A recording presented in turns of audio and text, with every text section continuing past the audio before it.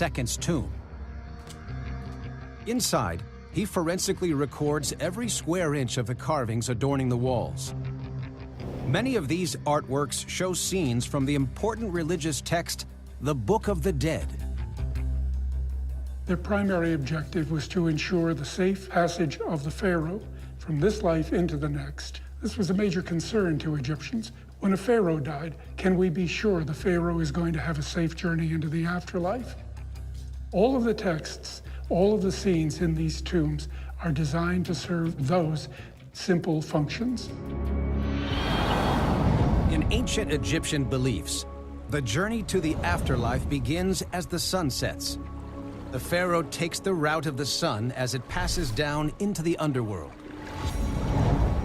Armed with spells from the walls of the tomb, he faces many challenges, including a lake of fire and a giant serpent.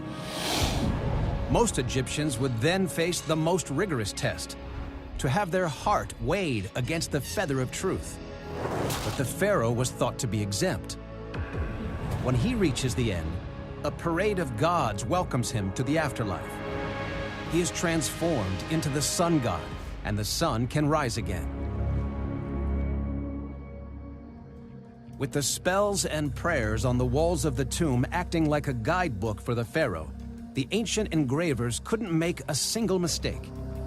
When you look at these relief carvings, even something as straightforward as columns of hieroglyphic text, the first thing I think that strikes a person is the care, the attention to detail. The birds are meticulously shown. You can identify species of birds from the way they're depicted.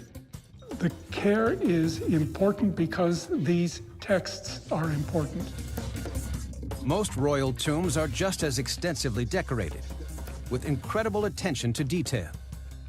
But surprisingly, the tomb of Tutankhamun, the most famous tomb in the valley, is far less impressive.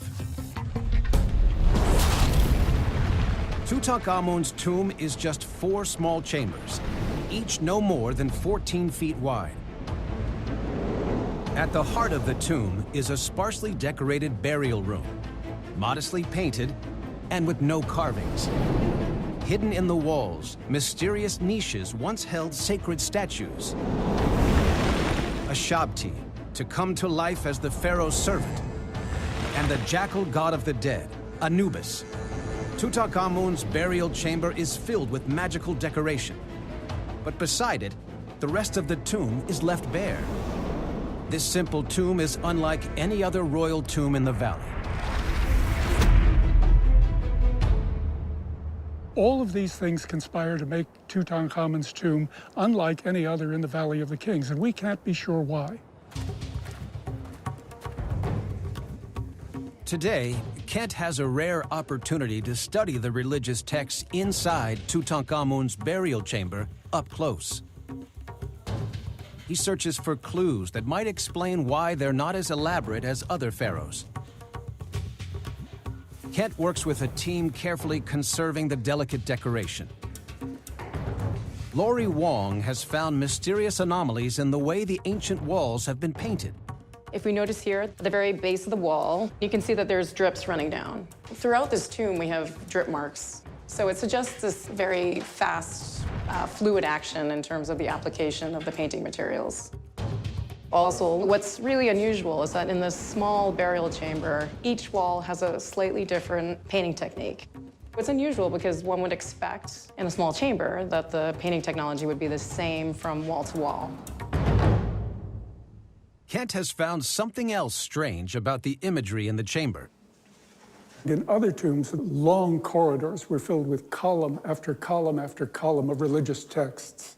Here, we have just a few highly abbreviated scenes.